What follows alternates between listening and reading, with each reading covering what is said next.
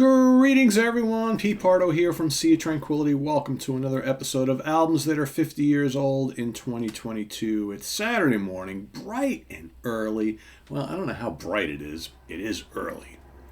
It is early. The sun's barely coming up over the trees across the street from my house. And we're here to talk about another great album from 1972 because that's what we're doing. We're celebrating that glorious year all month.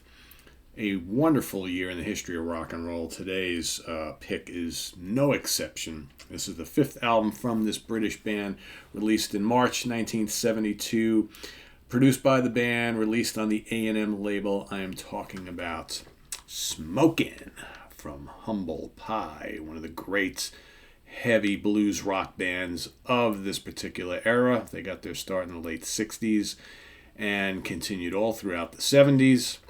Featuring at the helm none other than the mighty Steve Marriott.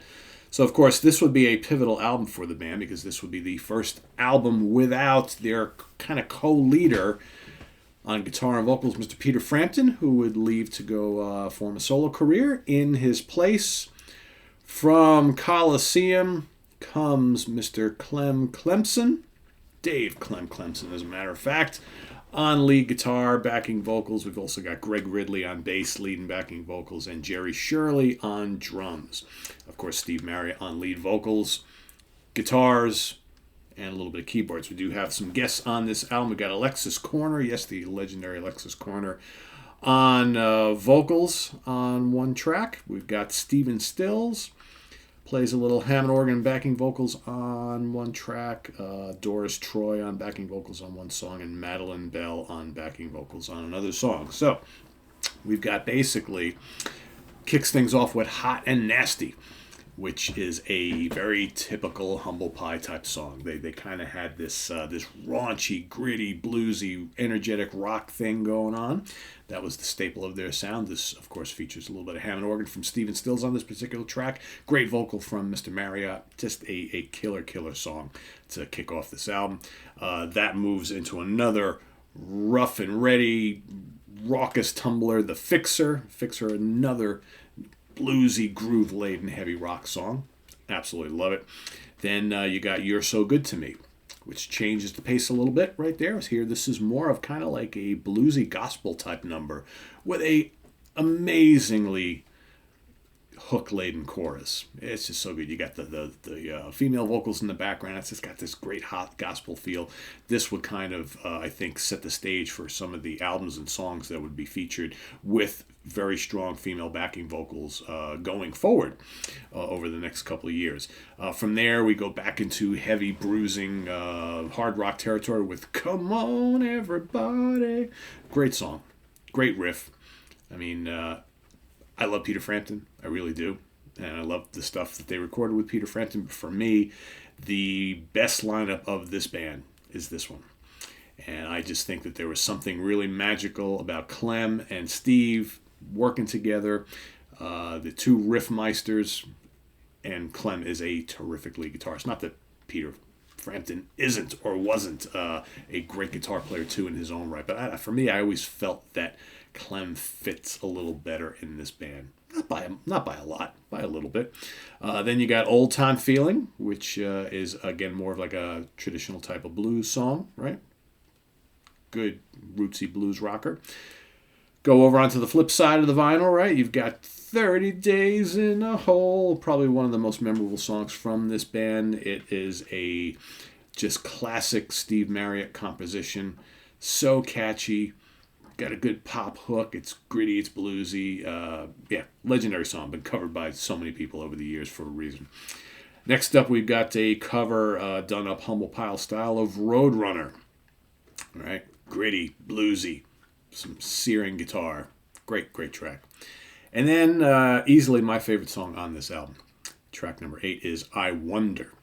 Okay, an old Cecil Grant, Raymond Levine song done up Humble Pie style, because Humble Pie were no strangers to doing, a couple covers on just about every album they ever released.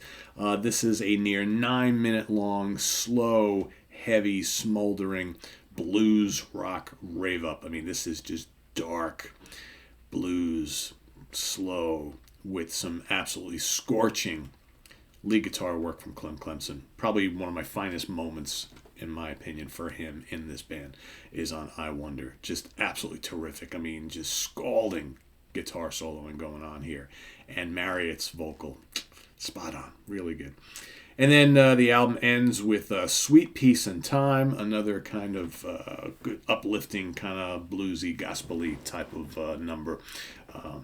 And, you know, couple acoustic moments on this album, but for the most part, this is just really good electric blues rock from the band, and I dig it quite a bit.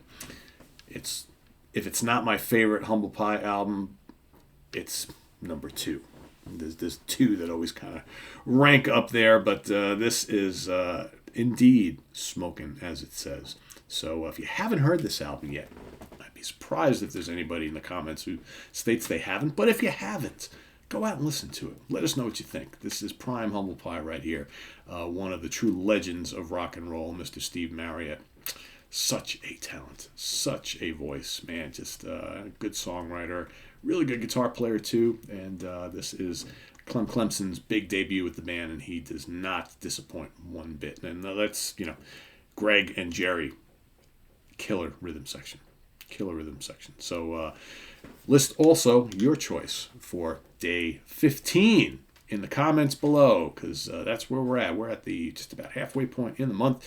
We've got 31 days, and we're going to continue going on each and every day. We've got another really good one tomorrow, so stay tuned for that. Visit us on the web at www.seatranquility.org. We're on Facebook. We're on Twitter. Of course, we're on YouTube all the damn time. Thanks for watching.